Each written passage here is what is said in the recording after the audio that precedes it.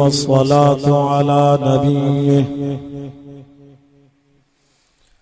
والوزن والفضل والعدل والنظم والعزم بالجزم بوحدته بكبريائه بسلطان وبإعلان وبإتقان وبإيمان وبيان في فرقان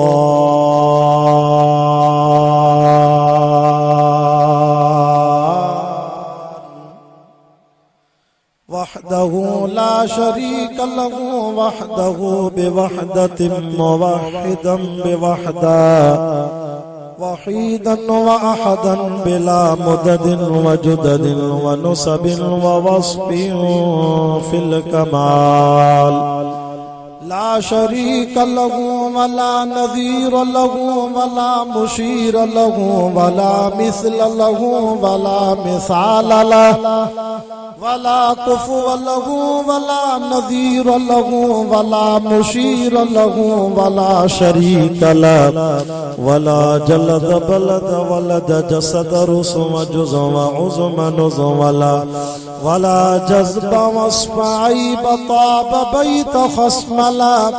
ونشهد أن لا إله إلا الله وحده لا شريك له ونشهد أن سيدنا وسندنا ومعصومنا ومنظومنا ومقصودنا أجدر الخلق جديرنا أعظم الخلق وأنور الخلق وأكمل الخلق وأشرف الخلق وأجمل الخلق وأحسن الخلق من الحسن والعدارة والهداية والحكاية والعناية أعلانا وأجلانا وأتقانا وأجهدنا وأزهدنا وأكبرنا وأخطرنا أحمد أنور أجدر أوسق أنور أجمل أكمل له ثم نشهد أن حبيب ربنا وصمدنا محبوب جدلنا ونزلنا إيماننا مبين فرقاننا هادي سبيلنا رونق جدراننا هو عدوة نظمة قدوة رتبة أسوة حسنة وبدلائله القاهرة الغالبة الظاهرة الباطنة سعد إلى سدرة المنتهى في ليلة المعراج كشف الدجى ثم دنا ثم دنا ثم دنا فتدلى فكان قاب قوسين أو أدنى فأوحى إلى عبده ما أوحى. وقال الله تعالى في مقام آخر يا أيها النبي إنا أرسلناك شاهدا ومبشرا ونذيرا وداعيا إلى الله بإذنه وسراجا منيرا. آمنت بالله صدق الله العظيم إن الله وملائكته يصلون على النبي يا أيها الذين آمنوا صلوا عليه وسلموا تسليما. عاشق رسول با آواز بلند محبوب کریم صلی اللہ علیہ وسلم جی ذات تے ڈاڈا درود پاک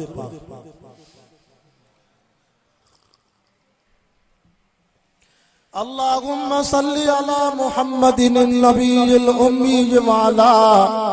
आलिही वसल्लिम तस्लीमन दाइमन अबदन अबदा। मुझे महबूब मुहम्मद के डिठो जन कवारे आशिक रसूल डाटा जो सुभान अल्लाह। मुझे महबूब मुहम्मद के डिठो जन कवारे तड़पंदो सोई सजन लय तो उम्र सारी आ। कोई या कलीमुल्ला तो कोई या सफीउल्ला, कोई या नजीउल्ला तो कोई या खलीलुल्ला, पर ज़ात सभिनी में सजन मोहम्मद तुझी त भलारिया। मुझे महबूब जे मुल्क मदीने जगड़ो मां दुआ तो क्या जेको सुभान अल्लाह करे अल्लाह उनके हिन साल मदीने की ज़ियारत कराए। मुझे महबूब जे मुल्क मदीने जगड़ो मटना बियो मुल्क तोड़े दुनिया तसारिया। अल्हम्दुलिल्लाह आज 15 अक्टूबर सन 2022 मुताबिक 18 रबीउल अव्वल सन 1444 हिजरी शंकर जे दिहाड़े मदरसा कासिमुल उलूम हमादिया गोट सोबो खान चांग जे हिन सालियाना इमामुल अंबिया कॉन्फ्रेंस में हजरत मौलाना साईं अब्दुल अलीम भांगरो साहब हाजी मोहम्मद कासिम चांग साहब जन जे बार बार रब्ते सां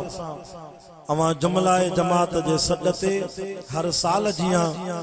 इन बाबरकत महफिल में अल्लाह ताला तांजी ज़ियारत भी नसीब कराई आ ए मिठड़ो कुरान बुधाइण जी रब साईं सआदत भी नसीब कराई आ। मुखां अग में हजरत मौलाना मुफ्ती अब्दुल रहीम पठान साहब तमाम बेहतरीन बयान फरमायो ऐं मुखां बाद भी काफी उलमा जा बयान थींदा इंशाअल्लाह शाम ताईं जलसो जारी रहंदो। मौलाना तव्हां के बुधायो त रबीउल अव्वल में साईं जी विलादत थी आ, पर दोस्तों इहा ॻाल्हि भी याद रखो त रबीउल अव्वल जे महीने में रुगो विलादत नाए थी पर अल्लाह पंहिंजे महबूब मुस्तफा करीम जे लाइ रिसालत जी चूंड कई। रब सोने को रिसालत जो इज़हार भी हिन रबीउल अव्वल जे महीने में करायो। हालांकि मुझो महबूब साईं त अव्वल भी नबी आ त आखिर भी नबी आ। फरमाए त अञा आदम अलैहिस्सलातु वस्सलाम जो जिस्म मुबारक को न ठयो हो मां उन महिल भी नबी हुयो।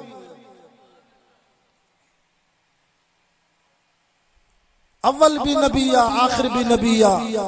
बाकी साईं जी रिसालत जो जेको इज़हार थियो आ मक्के पाक में जिब्रील मुझे साईं सां भाकुर पातो कुरान जी वही शुरू थी त इहो महीनो भी रबीउल अव्वल जो। अल्लाह साईं पंहिंजे महबूब करीम सल्लल्लाहु अलैहि वसल्लम के जरे मक्के को मदीने हिजरत कराई त इहो भी रबीउल अव्वल जो महीनो है। अल्लाह साईं पंहिंजे महबूब करीम सल्लल्लाहु अलैहि वसल्लम के जरे दुनिया में उकबा दे आखिरत दे घुरायो त उलमा लिखन था इहो रेलत भी रबीउल अव्वल जे महीने में थी। सबनी में ताए विलादत रबीउल अव्वल में, रिसालत रबीउल अव्वल में, हिजरत रबीउल अव्वल में ऐं सोने जी रेलत रबीउल अव्वल में। विलादत ते खुशी आ, रिसालत ते आजमाइश आ, तकलीफ आ। अबू लहब जशन मनायो ऐं मिठे मोहम्मद पाक जी मिशन तौहीद के सिद्दीक़ अकबर संभाले। मुझा दोस्तों जशन मल्हाइण, लगड़ियूं हणण, हुजूर जी खुशी में मिठाइयूं विराइण इहो ॿारनि जो कमु आहे। मिठे मोहम्मद पाक जी तौहीद वारी मिशन के संभालण इहो जवाननि जो कमु आहे। किन ॿारनि वारो कमु खयो आहे पर हिन उलमा देवबंद के अल्लाह सोने हुजूर जी मिशन वारो जवाननि वारो कमु पुखे में ॾिनो।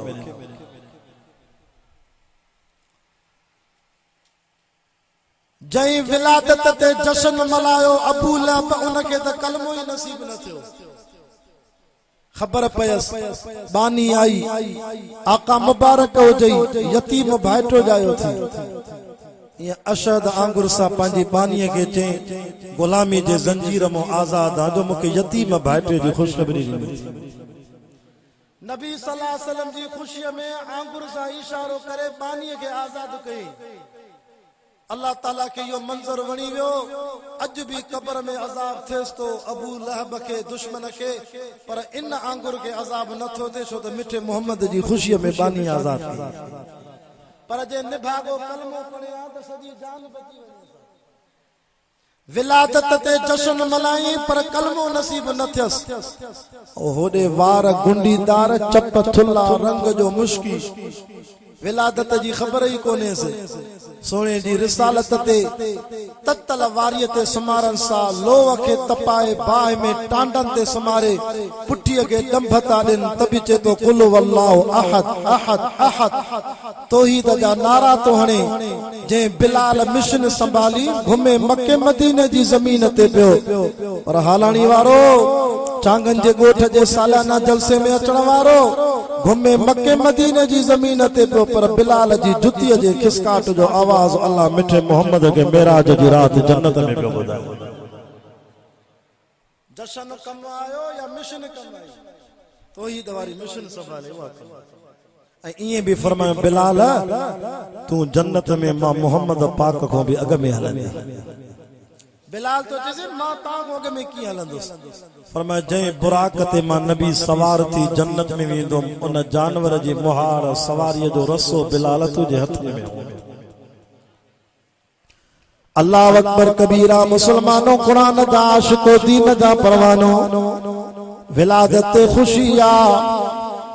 रिसालत ते मसाइबन आजमाइशा तकलीफा जरे महबूबन करीमन सल्लल्लाहु अलैहि वसल्लम जी विलादत थिया। अल्लाह नुक्तो तो बताया वक्त मुख्तसरा उलमा तमाम घड़ा महबूब साईं जे दरवाजे ते 300 दायूं आयूं दर खड़कायो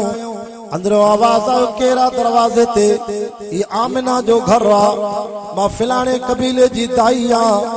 बार जायो आ जी बिल्कुल जायो आ वालिद अथस न यतीमा यतीम मो छा मिलंदो वडेरन जा भोतारन जा सरदारन जा बार खणो पर मुझो ज़मीर चोंदो आ वजदान चोंदो आ 300 मुशरिका दाइन के मिठे मोहम्मद जे दर तो भी रहमत न मिली। अल्लाह सही इनन जी झोल के कबूल ही न कयो। रब झोल चुंडी त महबूब मुस्तफा जे लाए सादिया कबीले जी नेक बख्त औरत अम्मा हलीमा जी झोल कबूल कई। या चूंड केंदी अज भी पीर परस्त मुशरिका मालदार जिन जो अकीदो सही नाए जेके उम्मत के पांजे पेरन जा सजदा कराइंदान झंडन कंडन जा कब्रन जा सजदा कराइंदान भली लखे रुपया खर्च करे 20 उमरा करे मोहम्मद पाक जे साए रोजे जी दीदार करे अचन पर जे शिरक जी धपतन तौहीद को खाली तबी नबी सा जे दर तो भी महरूम था थी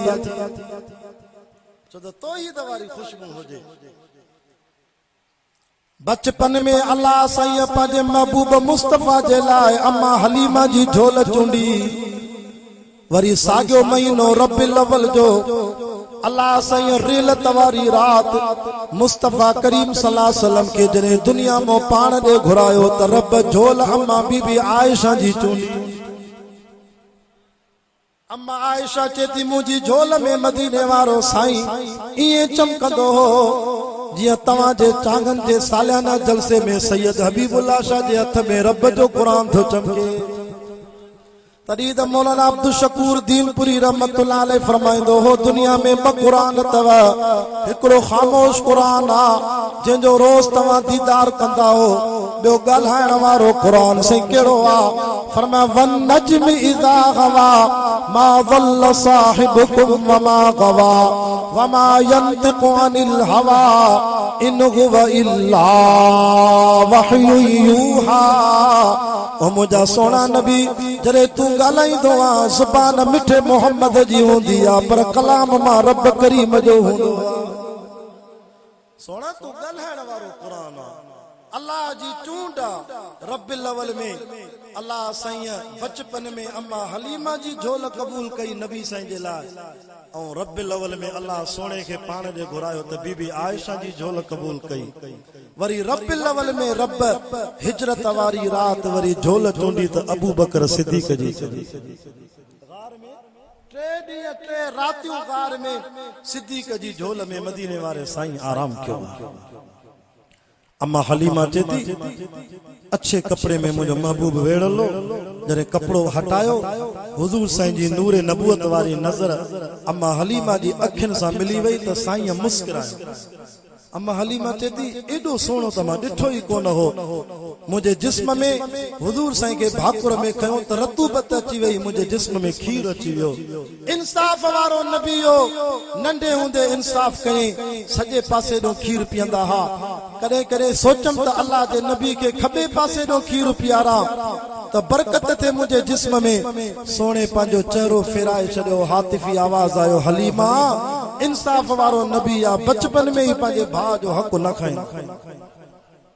अज भा जो हक खाई वियो भा सन तो गलाए असा उन नबी जा उम्मती आयो जे बचपन में भी इंसाफ करे देखा अम्मा हलीमा सोने के पांजी झोल में खणी डाची ते वेठी त डाची हलण को जवाब डाची उथे नथी धक हणन था पर हातिफी आवाज ता चन हलीमा मुझो सोनो आयो त आखिर में आ पर वेहंदो सभनी को अग में आ मेराज जी रात भी 1.25 लाख नबी मौजूद आ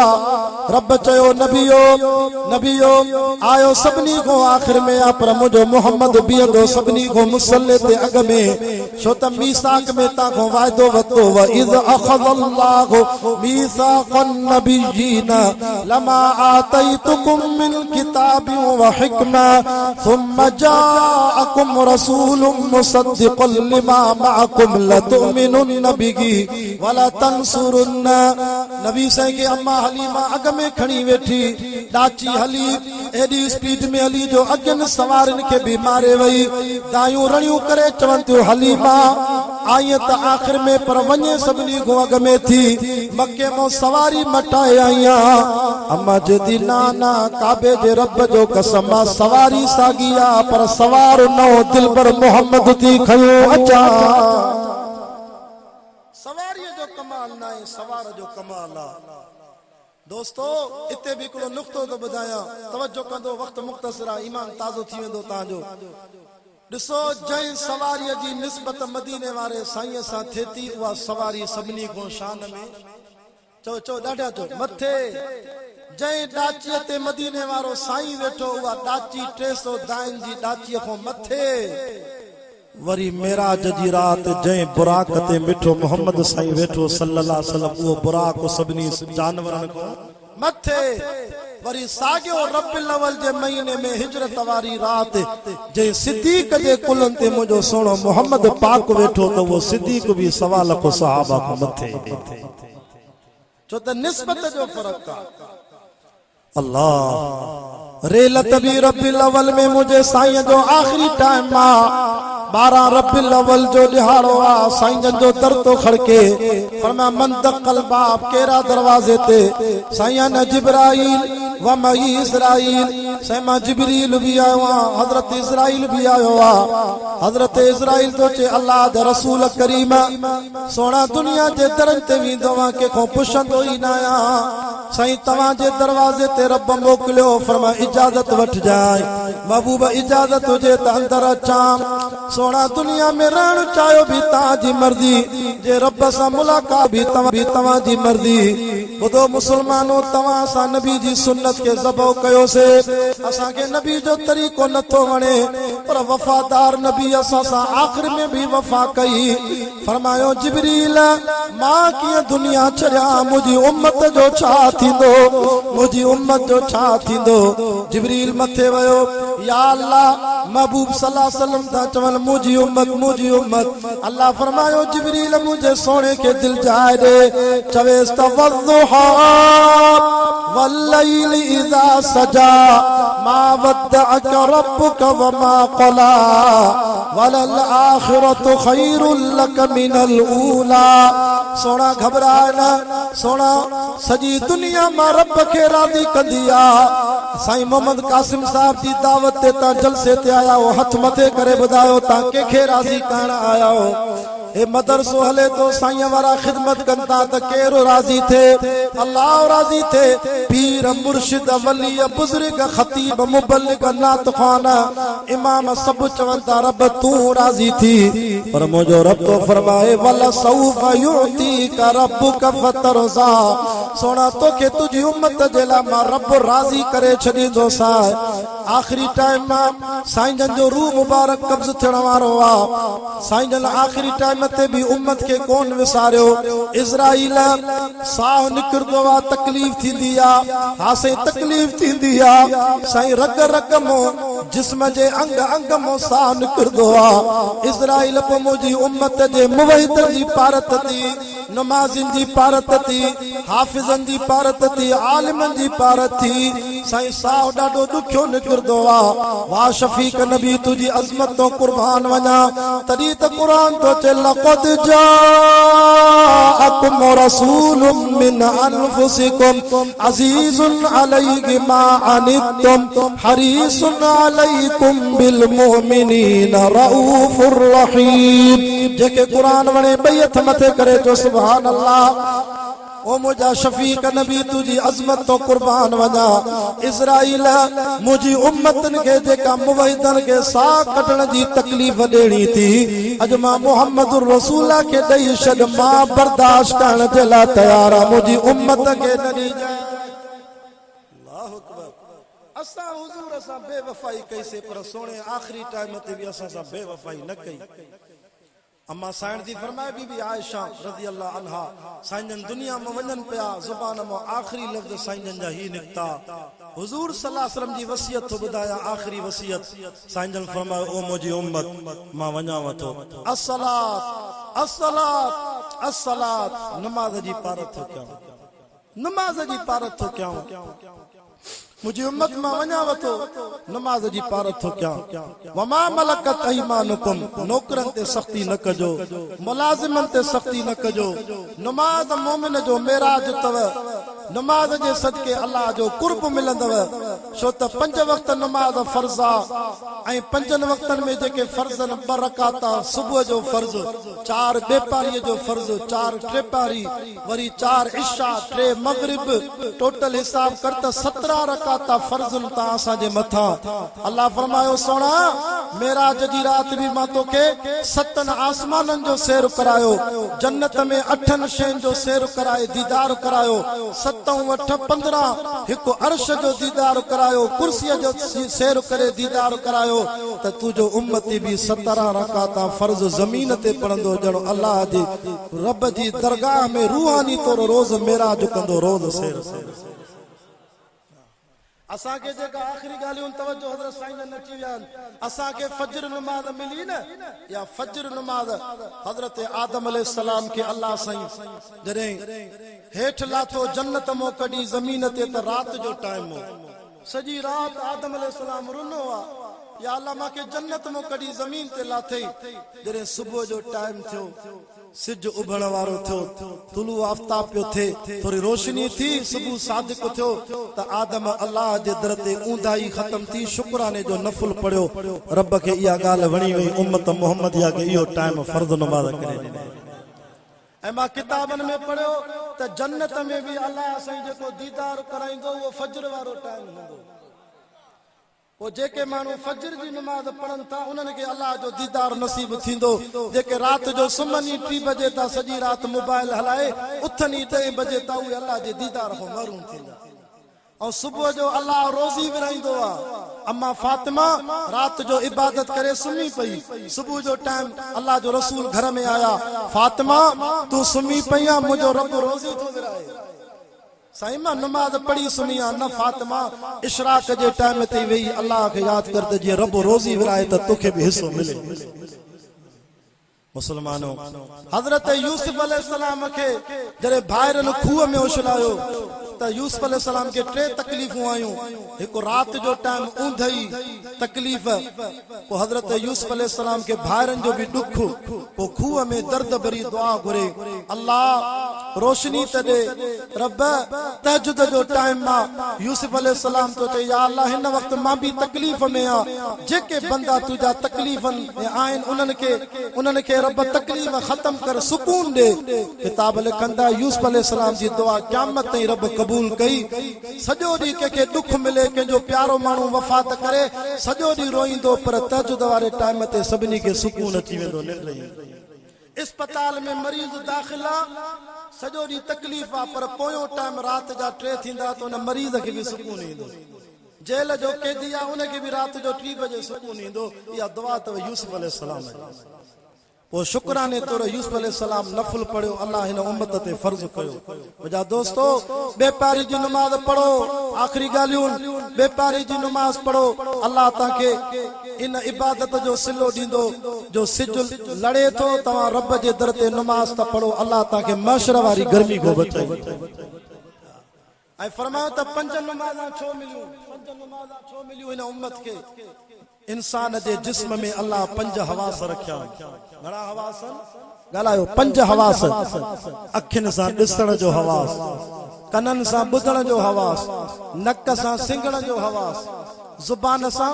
चखण जो हवास टच करण सां हथ लाइण सां छुहण जो हवास ये 5 हवास अल्लाह नेमतूं ॾिनियूं इन्हनि जो शुक्रियो अदा करण जे लाइ 5 वक्त नमाज पढ़ त मां रब राज़ी थी वेंदुसि ये भी उलमा लिखियो आहे त 5 नेमतूं अल्लाह इंसान खे ॾिनियूं घर ऐं घरवारी घर ऐं घरवारी 2 ऐं 3 जग फरमाए 3 हिकु घर ॿियो घरवारी 3 खाधो ऐं 4 पाणी ये नेमतूं अथव अल्लाह असांजूं 5 लिबास इन 5 नेमतुनि जो हक़ तॾहिं अदा थींदो जॾहिं 5 वक्त नमाज़ पढ़ंदे रब जे दर ते शुक्रियो अदा थींदो पढ़ंदो इंशाअल्लाह ऐं आखिरी इहा ॻाल्हि बि ॿुधी वञो त 5 वॾा इम्तिहान अथव हिकु मौत वक्त भी इम्तिहान आहे सकरात में ॾुखिया बि थींदी आहे पर मैं नमाज पढ़ंदे त सकरात सोली थींदी वरी ॿियो इम्तिहान कब्र में थी कब्र में मलाइका सवाल जवाब कंदई जे नमाज़ी हूंदे त कब्र में सवालनि जवाबनि में रब जे तरफ़ों आसानी थींदी ऐं 3 ॾुखियो वक्त थी महशर जो मैदान वो जे 5 वक्त नमाज हूंदे ही 5 वक्त वज़ू कंदे त मदीने वारो साईं हथ पकड़े सुञाणे जन्नत में वठी वेंदे ऐं 4थो वक्त थी पुलसरात या भी दुखी घड़ी थी 19 कुंडियूं थी जहन्नम जूं छिके जहन्नम न केरई जे नमाज़ी हूंदे त इंशाअल्लाह पुलसरात तो भी बिजली वांगुर पार करे वेंदे ऐं 5 वक्त ॾुखियो थी सिराते मीज़ान जिते ताराज़ी तौर भी मुंहिंजा नबी उते भी तुझे नमाज़ सां मां अल्लाह जी भलाई थींदी ये 5 वक्त ॾुखिया इंशाअल्लाह नमाज जी बरकत सां हल थी वेंदा अमल कंदो इंशाअल्लाह जिंदगी रही त वरी सुभाणे मशवरी साहिबान जो जेको प्रोग्राम आहे उन में तफ़सीली मुलाक़ात कंदासीं हज़रत साईं जन अची विया अल्लाह मुंहिंजे कलमात खे क़बूल फरमाए।